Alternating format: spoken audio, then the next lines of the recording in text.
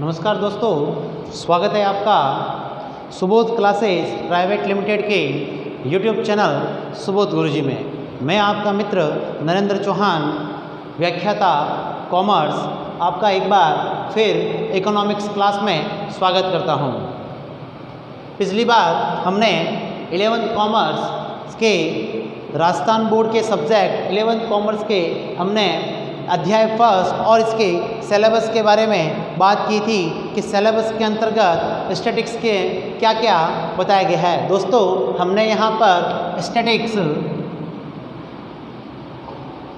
से संबंधित जो चैप्टर्स थे उनको देखा था और उनमें हमने अध्याय फर्स्ट के बारे में पढ़ा था कि स्टैटिक्स क्या है, स्टैटिक्स की नीड्स क्यों हैं, स्टैटिक्स का कहाँ पर यूज़ किया जाता है और स्टैटिक्स से संबंधित जो इकोनॉमिक्स में, अर्थशास्त्र में इसका कहाँ तक उपयोग होता है। आज हम चैप्टर सेकंड के बारे में बात करेंगे, जिस चैप्टर का नाम है आंकड़ों का संग्रह, collection of datas, collection of data. Collection of datas के अंतर्गत हम ये देखते हैं कि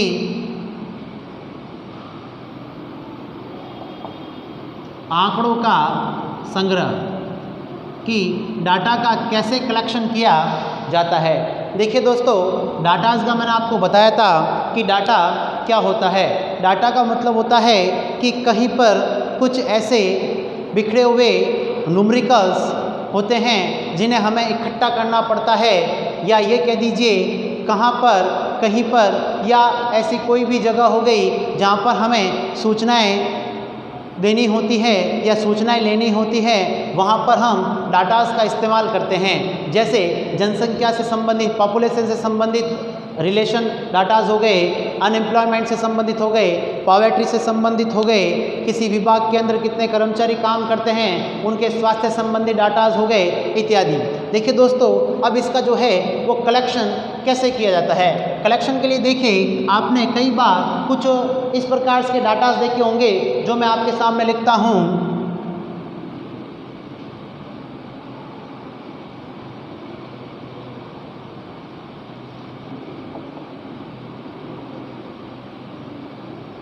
फाइनेंशियल ईयर 2019-20 के अंदर 150 टन्स जो है वीट्स प्रोडक्शन, गेहूं का उत्पादन हुआ। तो दोस्तों, ये 150 टन्स हमको कैसे पता चला कि इतने अप्रॉक्सीमेटली इतने का उत्पादन हुआ है। देखिए दोस्तों, ये कैसे पता चलता है। ये पता चलता है कि हम कई बार ऐसे कई डाटास का कलेक्शन करते हैं, हम उसकी रिसर्च करते हैं, हम उसकी जांच पड़ताल करते हैं, तब हमारे सामने कुछ डाटास आते हैं। जैसे यहाँ पर मैंने लिखा है फाइनेंशियल ईयर 2019 और 20 150 टन्स जो है वह वीट का उत्पादन हुआ, अर्थात गेहूं का उत्पादन हुआ। इससे दोस्तों, आपने कई बार ऐसे देखा होगा कि जो प्रोडक्शन होता है उसमें कई बार अप एंड लो होता है। जैसे मान लीजिए मैं इसी की बात करूं और इसको आगे लेकर चलूं कि 2000 जो है 18 और 19 में ये जो टन्स था, ये मान लीजिए 200 टन्स था। और अगर मैं बात करूं इसी के आगे 2017-18 के अंदर ये 110 टन्स था। तो दोस्तों, मैं अगर ये बात कर रहा हूँ तो किस प्रकार से बात कर रहा हूँ, आपके दिमाग में भी एक बात आ रही होगी कि जो है यहाँ पर डाटास की बात की जा रही है। देखिए, यहाँ पर मैंने ईयर लिए हैं और यहाँ पर मैंने उनकी क्वांटिटी ली है। तो जब मैं ईयर की क्वांटिटी से तुलना करता हूँ तो मेरे सामने डाटाज आ जाते हैं। तो प्यारे दोस्तों, ये जो डाटाज है इनका कलेक्शन किया जाता है। इनका कलेक्शन कैसे किया जाता है? इनका जो कलेक्शन है वह स्टेट वाइज होता है, डिस्ट्रिक्ट वाइज होता है, तहसील वाइज होता है और कंट्री वाइज होता है। दोस्तों ये डाटाज हमको क्यों कलेक्शन करने पड़ते हैं? ये डाटाज हमें इसलिए कलेक्शन करने पड़ते हैं क्योंकि जब हमारे सामने कई सारी समस्या आ जाती है, प्रॉब्लम्स आ जाती है कि हमें जो है हमारा जो प्रोडक्शन है हमें किस प्रकार से देखना है कि किस प्रोडक्शन को कितनी रेंज देनी है, किस प्रोडक्ट्स में कितना उत्पादन करना है। ऐसे एक फैक्टर के लिए नहीं, ऐसी कई सारी जगहें होती हैं जहाँ पर हमें डाटास का कलेक्शन करना होता है। मैं अगर इसी एग्जांपल्स को आपके सामने लूँ कि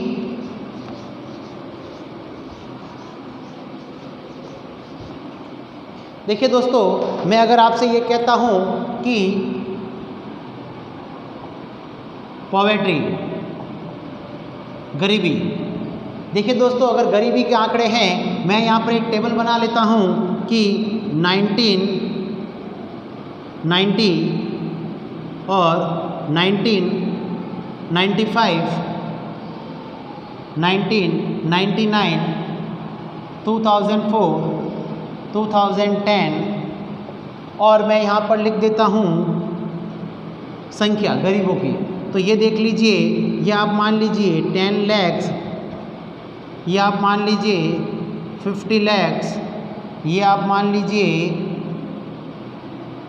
75 lakhs, ये आप मान लीजिए 1 करोड़ और ये आप मान लीजिए 10 करोड़। तो दोस्तों यहाँ पर जब मैंने आपसे बात की कि ये भी डाटास कहलाते हैं, क्या कहलाते हैं दोस्तों? ये भी डाटास कहलाते हैं। जब आपके सामने इस प्रकार के डाटास होते हैं तो आप ये सोचते हैं कि इन डाटास का कलेक्शन कैसे किया गया होगा। हमारा टॉपिक दोस्तों आज यही का है कि हमें इन डाटास का कलेक्शन कैसे किया जाता है, इनके बारे में देखना है। तो देखिए दोस्तों, डाटास का कलेक्शन करने के लिए हमें सबसे पहले उनके सोर्सेज को ढूंढना होता है कि डाटास का कलेक्शन करने के क्या क्या सोर्सेज हो सकते हैं। तो देखिए, डाटास का कलेक्शन करने के लिए हमें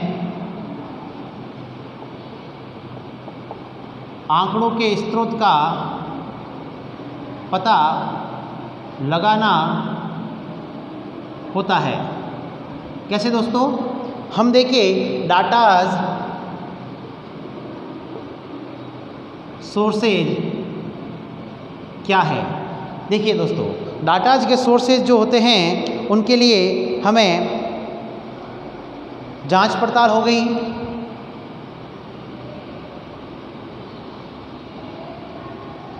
प्रश्नावली हो गई और भी मान लीजिए ऑनलाइन सर्वे हो गया। इस प्रकार से एक्सेट्रा ऐसे और भी कई जो हैं वो सोर्सेज हो सकते हैं। जहाँ पर अभी हमने पिछली बार जस्ट इससे पिछले हमने पॉवर्टी की बात की कि गरीबी की जांच पड़ताल, कि गरीबी के डाटास कैसे कलेक्शन किए जाते हैं। तो दोस्तों गरीबी की डाटास कलेक्शन करने के लिए टीम बनाई जाती है पूरे भारत के स्तर पर, पूरे इंडिया लेवल पर। जो कर्मचारी होते हैं गवर्नमेंट्स के, उन्हें काम पर लगाया जाता है और जनसंख्या काउंट की जाती है। उन जनसंख्या के अंतर्गत फॉर्म भरवाए जाते हैं। उन फॉर्म के अंतर्गत जो है अमीर है, गरीब है, बीपीएल है, एपीएल है, सर्विस है, नॉन सर्विस है, प्राइवेट सेक्टर है इत्यादि के बारे में पता लगाकर फिर उस डाटा को रीअरेंज किया जाता है, असेंडिंग डिसेंडिंग ऑर्डर में जमाया जाता है। फिर देखा जाता है कि किस क्षेत्र में कितने लोग गरीब है और ऐसे कर एक संपूर्ण डाटा तैयार किया जाता है। दोस्तों इसका तैयार करने में कई बहुत साल लग जाते हैं और जब ये इतने साल हम इसलिए दे पाते हैं ताकि आपके सामने जो डाटाज हैं वो बहुत ही अच्छे ढंग से रिप्रेजेंट किए जाएं। तो देखिए दोस्तों, अगर मैं मेनली डाटाज के सोर्सेज की बात करूं तो डाटाज के सोर्सेज जो होते हैं वो मेनली 2 टाइप्स के जो हैं डाटाज के सोर्सेज होते हैं। यानी अगर हम ये कह दीजिए कि प्राथमिक आंकड़े और द्वितीयक आंकड़े। देखिए दोस्तों, यहाँ पर अगर मैं डाटास के आंकड़ों की बात करूँ तो देखिए इसे कहते हैं प्राइमरी डाटाज और इसे कहते हैं सेकेंडरी डाटा। देखिए दोस्तों, प्राइमरी डाटा का मतलब क्या होता है, जब पहली बार जब कोई व्यक्ति किसी प्रकार के आंकड़ों को इकट्ठा करता है तो उसे प्राइमरी डाटाज कहा जाता है। जैसे जनगणना के आंकड़े हो गए, पॉवर्टी के आंकड़े हो गए, उन्हें इकट्ठा किया गया, घूम सर्वे करके उनके फॉर्म भरवा कर इकट्ठे किए गए। तो दोस्तों उस प्रकार के जो डाटाज होते हैं वह प्राथमिक डाटाज कहलाते हैं। और उसके बाद द्वितीयक जो आंकड़े होते हैं दोस्तों, द्वितीयक आंकड़े वे होते हैं जो किसी संस्थान से डाटाज को लेकर उन्हें किसी बुक्स में या किसी मैगजीन में पब्लिश्ड किया जाता है, उन्हें हम द्वितीयक आंकड़ों के नाम से जाना जाता है। एक बार फिर दोस्तों मैं आपको बता देता हूँ कि प्राथमिक आंकड़े और द्वितीयक आंकड़े क्या होते हैं। देखिए दोस्तों, प्राथमिक आंकड़ों से हमारा तात्पर्य जो होता है वह प्रथम बार जो पहली बार फर्स्ट टाइम जो डाटाज का कलेक्शन किया जाता है उसे हम प्राइमरी डाटाज कहते हैं। और जब इन डाटाज को हम किसी बुक्स या किसी मैगजीन्स के माध्यम से छाप देते हैं तो उन्हें सेकेंडरी डाटा कहा जाता है। अब देखिए दोस्तों, हमारे सामने एक नया पॉइंट और आता है कि हम इन आंकड़ों को कैसे कलेक्ट करते हैं, हाउ टू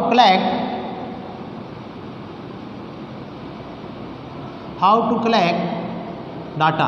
हमारे सामने एक समस्या आती है कि हम डाटा का कलेक्शन कैसे करते हैं। तो देखिए दोस्तों, हम डाटा का कलेक्शन करने के लिए मैं आपके सामने कुछ पॉइंट्स रखता हूं, उसमें हम ये देखते हैं कि हम डाटा का कलेक्शन कैसे करते हैं। देखिए दोस्तों, डाटा का कलेक्शन करने के लिए हमें कई प्रकार के जो हैं हम मेथड को यूज़ कर सकते हैं। जैसे देखिए, ऑब्जर्वेशन हम कर सकते हैं,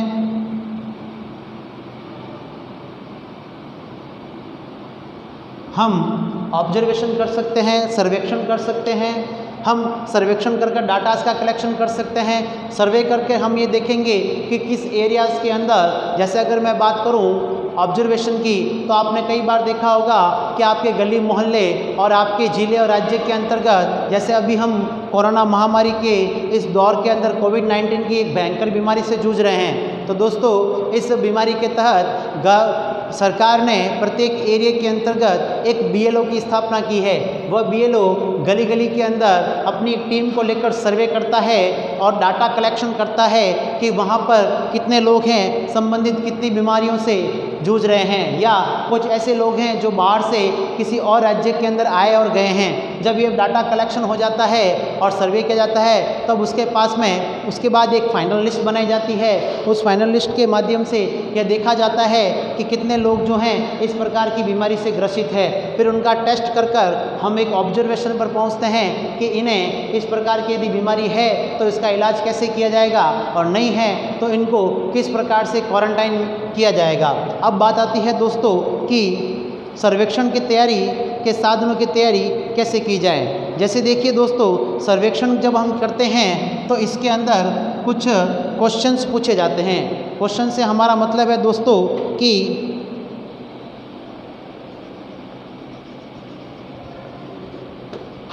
क्वेश्चंस के अंदर देखिए दोस्तों, जब ये तैयारी की जाती है ऑब्जर्वेशन की, तो इसके अंदर क्वेश्चंस होते हैं।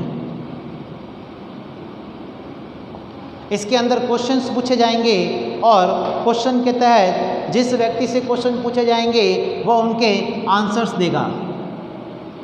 जैसे देखिए, मैं आपसे कुछ क्वेश्चंस करता हूँ कि जहाँ तक संभव हो आप इसके जवाब देते हैं। देखिए, एक सर्वे किया गया, एक ऑब्जर्वेशन किया गया, क्या राजस्थान में बिजली की दरों में कमी कर देनी चाहिए, या इस महामारी कोविड-19 कोरोना महामारी के चलते हुए राजस्थान की सरकार को बढ़ते तेल के भावों में भारी कमी कर देनी चाहिए, या सरकार को 3 महीने के बिजली के बिलों को माफ़ कर देना चाहिए। ये कुछ ऐसे क्वेश्चन हैं जिनके ऊपर सर्वे किया जाता है। इसके देखिए सीधा सा इसका उदाहरण मैं आपके टेलीविज़न की अगर बात करूं तो टेलीविज़न में आपने न्यूज़ चैनल देखा होगा। उस न्यूज़ चैनल के अंतर्गत कई सारी ऐसे सर्वे किए जाते हैं जिनके जवाब यस या नो में दिया जाता है, या काफ़ी बार पहले समय जो था वो एसएमएस के माध्यम से यस या नो पूछा जाता था। तो जितनी बार उसकी ज़्यादा क्वांटिटी आती है, आजकल तो फेसबुक और ट्विटर न जाने ऐसे कितने साइट्स का यूज़ किया जा रहा है जहाँ पर आप अपने ब्लॉग संबंधी मैसेज को डाल सकते हैं। तो दोस्तों किसी भी प्रकार से हमें डाटा का कलेक्शन करना और उसके स्रोत का, उसके सोर्सेज का पता लगाना है। तो यहाँ पर हमारे पास में प्राइमरी डाटा आ गया, सेकेंडरी डाटा हमारे पास में आ गया। हमने डाटा का कलेक्शन कैसे करना है, मैंने जस्ट अभी आपको एग्जाम्पल दिया कि किसी एग्जिट पोल को ले लिया गया, चुनाव के नतीजे जो आते हैं उसमें ऑब्जर्वेशन होता है, प्रश्न पूछे जाते हैं कौन सी पार्टी जीतेगी, कौन सी पार्टी नहीं जीतेगी, कितने मतों से जीतेगी। जब इस प्रकार के सभी क्वेश्चनों के अंदर जब परसेंटेज के मामले आ जाते हैं, डाटाज के मामले आ जाते हैं, तो निश्चित रूप से वह सभी जो हैं वह हाउ टू कलेक्ट डाटा कहलाते हैं कि डाटा का कलेक्शन एक पॉइंट हो गया हमारा ऑब्जर्वेशन के माध्यम से किया जाता है। देखिए दोस्तों आगे जब हम इसके अंदर बढ़ते हैं तो हम देखते हैं कि आंकड़ों का संग्रह करने की कौन कौन सी मेथड्स होते हैं। आंकड़ों को जो है कौन कौन से ऐसे मेथड्स हैं जहाँ से हम डाटा का कलेक्शन कर सकते हैं।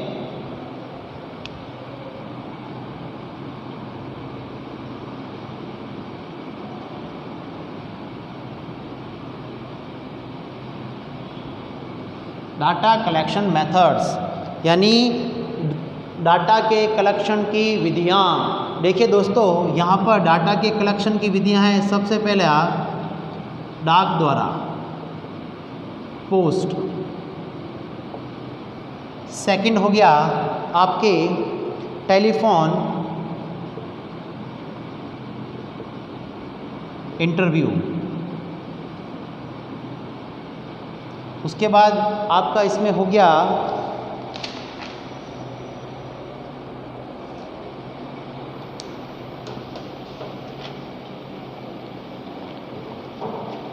देखिए दोस्तों मेन अगर हम डाटास के कलेक्शन की विधि को देखते हैं तो हमारे सामने आपके जो बुक्स के अंदर मेनली दो प्रकार के डाटास के बारे में कलेक्शन के मेथड्स बताए गए हैं कि हम 2 टाइप्स जो है डाटा कलेक्शन कर सकते हैं। फर्स्ट डाटा का कलेक्शन हम कर सकते हैं हम बाय पोस्ट के माध्यम से कर सकते हैं, और एक होता है telephonic interview.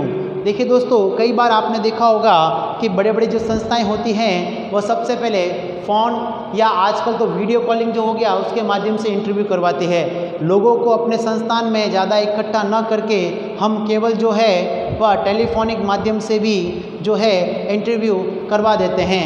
Post by post का मतलब हो गया कि हम लोगों को कुछ इस प्रकार से कहेंगे कि आप डाक के माध्यम से अपने जो है उत्तर, इस प्रश्नावली जो हमने प्रश्न पूछे हैं या जो हमारे प्रश्न हैं इनका जवाब आप हमें अपने पोस्ट के माध्यम से दें। देखिए दोस्तों आपने एक डीडी नेशनल पर एक बहुत समय लंबे समय से एक धारावाहिक आ रहा है, एक सीरियल आ रहा है जिसका नाम है रंगोली।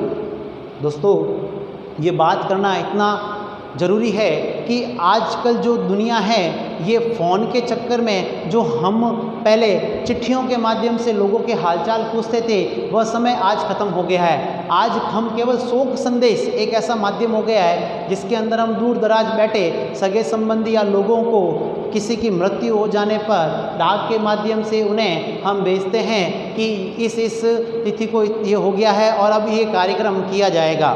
देखिए दोस्तों मैं इसी को आगे बढ़ाकर आपसे ये कहता हूँ कि डाक के माध्यम से जो है वर्तमान समय में कई ऐसी संस्थाएं हैं जो डाक का इस्तेमाल करती है।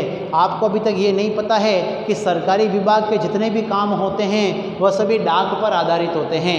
उनके अंदर या मेल होता है। देखिए दोस्तों मेल भी एक डाक का ही माध्यम है, बल्कि उसके अंदर किसी व्यक्ति का होना उपस्थित नहीं माना जाता है। उसमें केवल एक मेल और एड्रेस होना चाहिए और उस एड्रेस पर उस संबंधित डाक को प्रेषित कर दिया जाता है, फॉरवर्ड कर दिया जाता है। अब आती है दोस्तों डाक के पोस्ट के बारे में। देखिए दोस्तों जब सर्वेक्षण में आंकड़ों को डाक द्वारा संग्रहित किया जाता है तो प्रत्येक उत्तरदाता को डाक द्वारा प्रश्नावली इस निवेदन के साथ भेजी जाती है कि वह इसे पूरी एक निश्चित तारीख तक वापस अवश्य भेज दे। यानी कि अगर किसी व्यक्ति से कुछ क्वेश्चन पूछे गए हैं तो उस डाक के माध्यम से उसका कर्तव्य बनता है कि वह उस संबंधी सारी सूचनाओं को उस डाक के माध्यम से पुनः प्रेषित या वापस फॉरवर्ड कर दे। उसके बाद आता है दोस्तों फ़ोन इंटरव्यू। फ़ोन इंटरव्यू देखिए दोस्तों, जो होता है उसके अंदर जो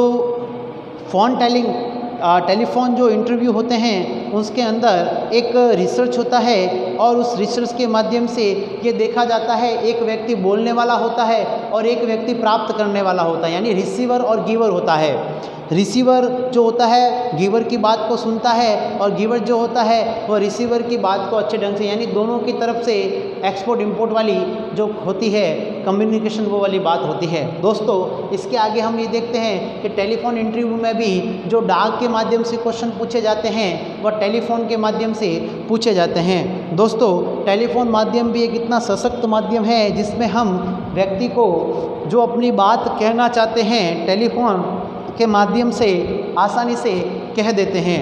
दोस्तों यहाँ पर एक बात हमें ये समझनी होगी कि दोनों ही कलेक्शन के मेथड हैं, बट ध्यान रखना दोस्तों दोनों के अंदर एक मेजर डिफरेंस है। यहाँ पर हम रिटर्न तरीका काम में लेते हैं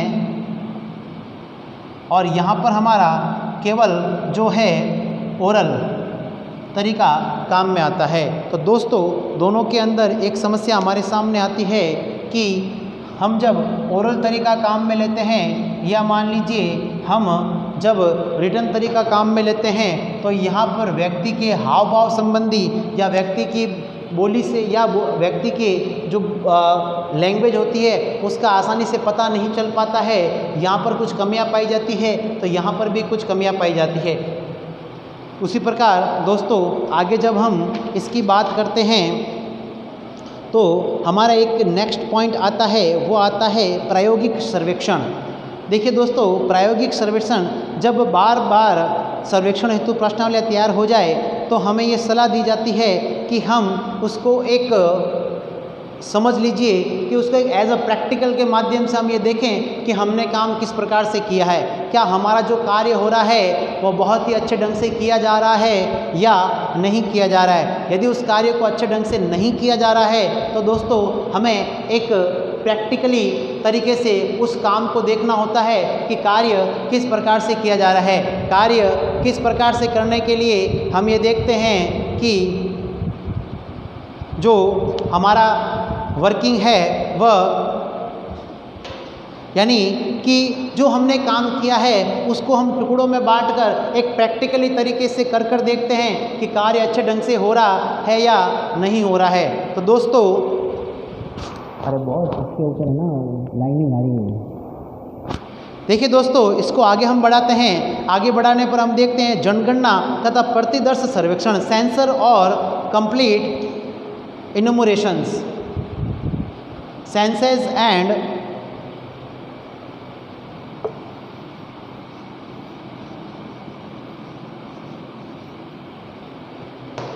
जनगणना तथा प्रतिदर्श सर्वेक्षण।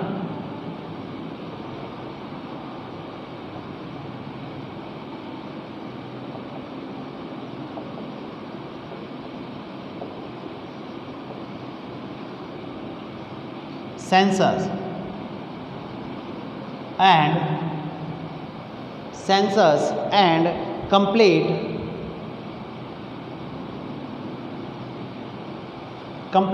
ऑब्जर्वेशन कह दीजिए या इनमोरेशंस कह दीजिए।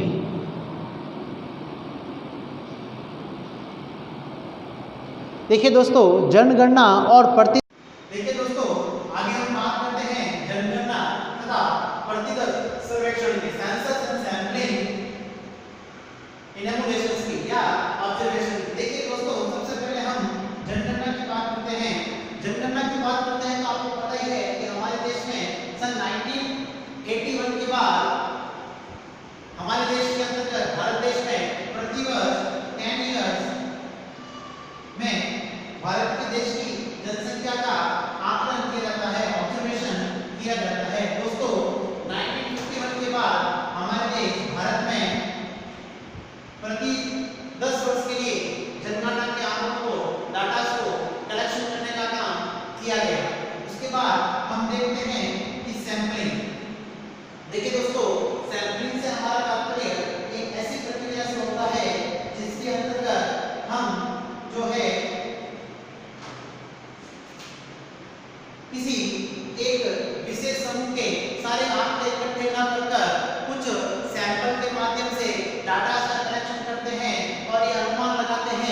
वो परिस्थिति संपूर्ण जगह पर एक जैसी होगी, अर्थात सभी जगह पर जो है उस प्रकार की कार्य प्रणाली हमें देखने को मिलती है। दोस्तों, प्रतिदर्श या सैंपलिंग के अंतर्गत हम कुछ जगह का विशेष रूप से डाटा का कलेक्शन करते हैं और उन्हें सैंपल के रूप में हम ये जांच पड़ताल करने की या ऑब्जर्वेशन करते हैं, उसको हम देखते हैं कि किस प्रकार से वहां पर समस्याएं आ रही है। जैसे मान लीजिए आपने देखा कि एक जिले के अंतर्गत मान लीजिए आपको एजुकेशन से संबंधित कार्यों का सैंपल लेना है या सर्वे करना है। आप एक एक घर जाकर घूमते हैं तब तो बहुत ज्यादा लंबा समय हो जाएगा और शायद बहुत ज्यादा हमें लोगों की आवश्यकता होगी उस कार्य को करने के लिए, खर्चा भी बढ़ जाएगा और सारा काम व्यवस्थित ढंग से हो तो जाएगा लेकिन बहुत लंबा समय लगेगा। अब ऐसी परिस्थिति में दोस्तों हमें सैंपलिंग का सहारा लेना पड़ता है। हम ये मानकर चलते हैं कि कुछ लोगों के सैंपल इकट्ठे कर लेने से, यानी प्रत्येक 10 घर में से किसी एक घर का सैंपल लेकर हम ये अनुमान लगा लेते हैं कि वहाँ के लोगों का लिविंग स्टेटस या वहाँ के लोगों की जनसंख्या या वहाँ के लोगों की आमदनी या वहाँ के लोगों की एजुकेशन कितनी है। इस प्रकार दोस्तों हम जो है सैंपलिंग के माध्यम से भी हमारे जो डाटा है उनका कलेक्शन कर सकते हैं। उसके बाद दोस्तों डाटा का कलेक्शन करने के लिए हम जो है मुख्य रूप से दो प्रकार के जो सैंपल्स काम में लिए जाते हैं। एक होता है दोस्तों यादृच्छिक और एक होता है दोस्तों अयादृच्छिक। एक होता है यादृच्छिक और दूसरा होता है दोस्तों अयादृच्छिक।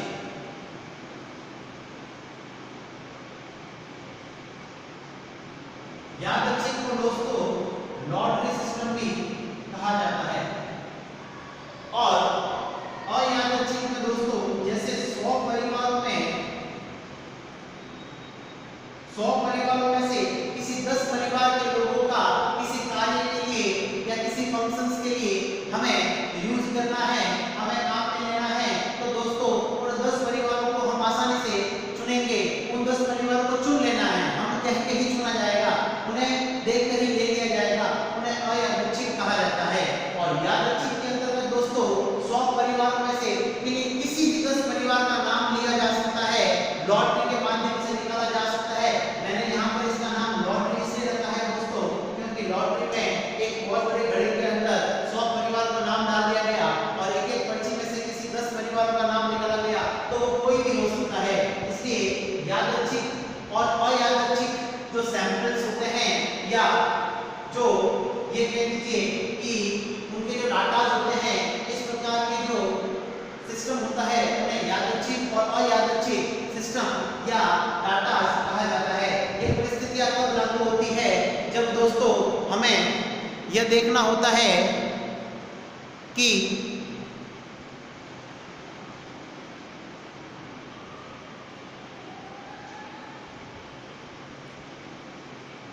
यादृच्छिक और अयादृच्छिक की परिस्थितियां तब उत्पन्न होती है जब दोस्तों हमें यह देखना होता है कि डाटा का जो कलेक्शन होता है वो बहुत बड़ी मात्रा में हो, यानी कि जो डाटा का कलेक्शन किया जा रहा है वो बहुत ही बड़ी संख्या के अंदर जो है लोगों को इकट्ठा करने का कार्य किया जा रहा हो और यदि इकट्ठा करने का कार्य बहुत ज़्यादा मात्रा में है तो वहाँ पर हम यादृच्छिक तरीके से कार्य कर सकते हैं।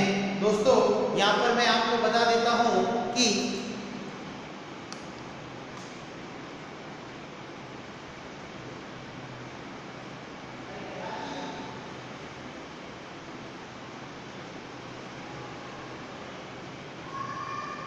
दोस्तों यहाँ पर मैं आपको बता देता हूँ कि यादृच्छिक और अयादृच्छिक की परिस्थितियाँ कब उत्पन्न होती है। देखिए दोस्तों, यादृच्छिक और अयादृच्छिक की परिस्थितियाँ एक समय में इस प्रकार से उत्पन्न होती है कि हम जब सर्वे की क्वांटिटी बहुत ज़्यादा मात्रा में हो और आंकड़ा और डाटा बहुत ज़्यादा मात्रा में हो तो हम वहाँ पर यादृच्छिक और अयादृच्छिक से संबंधित आंकड़े लेते हैं।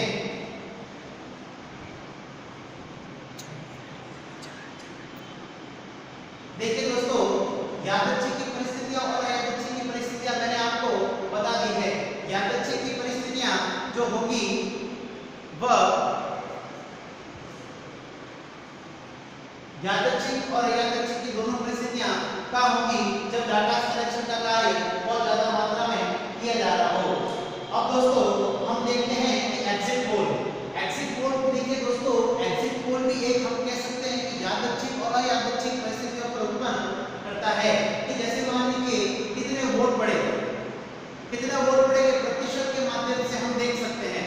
ठीक है दोस्तों, आगे अगर हम यह बात करते हैं कि प्रतिचयन और अप्रतिचयन से संबंधित त्रुटियां, देखिए दोस्तों अब सैंपलिंग एरर्स की बात कर लेते हैं। हमारा लास्ट टॉपिक है सैंपलिंग एरर्स।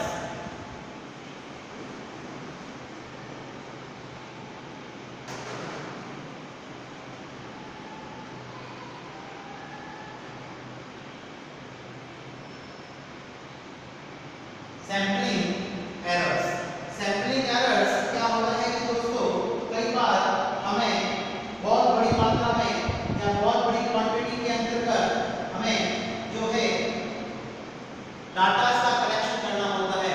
तब ऐसी परिस्थिति में हम सेंट्रल टेंडेंसी यानी मीन, मीडियम और मोड इन मेजरमेंट का इन मापों का हम क्या करते हैं, यूज करते हैं। इन मापों को यूज करने के बाद उसमें कुछ त्रुटियां रह जाती है। जैसे अगर मैं दोस्तों आपसे ये कहूं कि जो 5 लोगों 5% 3000 रुपीज, तो दोस्तों यदि मैं इसका एवरेज निकालूं कि 5 लोग जो हैं वो मिलकर 3000 रुपए कमाते हैं या 5 परिवारों की जो इनकम है वो 3000 रुपीज है। यदि मैं इसका एवरेज निकालूं दोस्तों तो उससे मुझे क्या करना पड़ेगा, डिवाइड करना पड़ेगा। तो मैं 600 रुपीज पर फैमिली इनकम निकाल लेता हूं। अब दोस्तों यदि मैं किन्हीं 2 परिवारों की इनकम की बात करूं तो देखिए दोस्तों यदि मैं किन्हीं 2 परिवारों की इनकम की बात करता हूं या 2 पर्सन की इनकम की बात करता हूं तो मान लीजिए वो 500 है और 600 है तो 1100 हो गया। यदि दोस्तों मैं इसके अंदर 2 से डिवाइड करूं, 2 फैमिली है तो मुझे 2 से डिवाइड करना पड़ेगा तो यहां पर आएगा 550। तो देखिए दोस्तों जब 5 परिवारों की इनकम 600 होती है उसमें से यदि मैं 2 परिवारों की इनकम को लेस करता हूं तो मेरे पास कलेक्शन के रूप में यदि देखिए ओनली 50 का अंतर आ रहा है। तो दोस्तों यहाँ पर एक बहुत बड़ी समस्या हमारे सामने आ जाती है कि यहाँ पर जो हम ऑब्जर्वेशन कर रहे हैं इसके अंदर यदि हम सैंपलिंग के तरीके से ऑब्जर्वेशन करते हैं तो देखिए बहुत ज्यादा डिफरेंस आ जाता है। यहाँ पर 5% की इनकम 3000 रुपीज है यानी पर पर्सन 600 रुपीज कमा रहा है और यहाँ पर 2% की एवरेज को मैं लेता हूँ तो 550 कमा रहा है। यानी देखिए दोस्तों 2% 550 बहुत अच्छा है क्राइटेरिया है और 5% 3000 रुपीज इनकम कमा रहे हैं 600 कोई ज्यादा डिफरेंस वाली बात नहीं। इसलिए दोस्तों जब हम इस प्रकार के डाटा का कलेक्शन करते हैं तो हमारे सामने जो है बहुत बड़ी एक एरर्स आ जाता है जो आपके सामने मैंने प्रेजेंटेशन के माध्यम से बताया है। अब देखिए दोस्तों ये तो हो गया आपके सामने सैंपलिंग एरर्स यानी प्रतिचयन यदि हम करते हैं। अब देखिए अप्रतिचयन जो नॉन सैंपलिंग एरर्स है, देखिए दोस्तों नॉन सैंपलिंग जो एरर्स हैं उसके जो अगर हम एग्जांपल्स देखें तो देखिए डाटा कलेक्शन में कभी-कभी गलतियां हो जाती है कि रिकॉर्ड जो होते हैं नॉन सैंपलिंग एरर्स,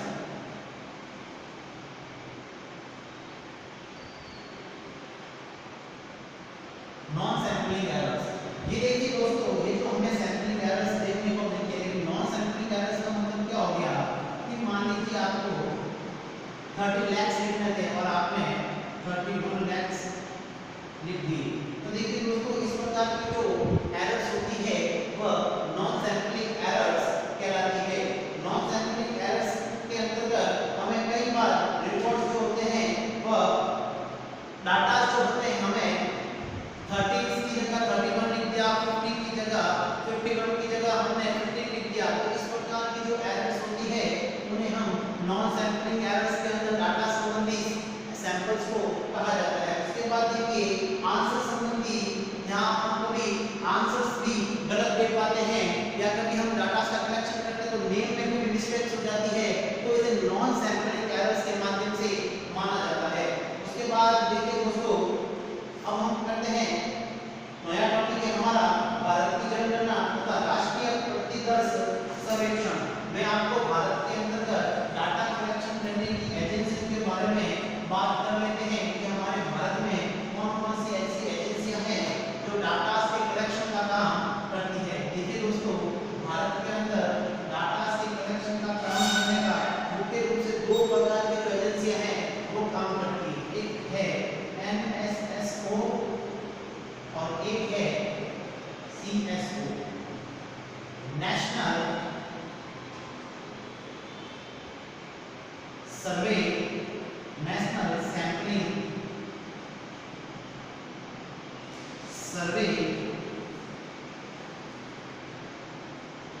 ऑर्गेनाइजेशन।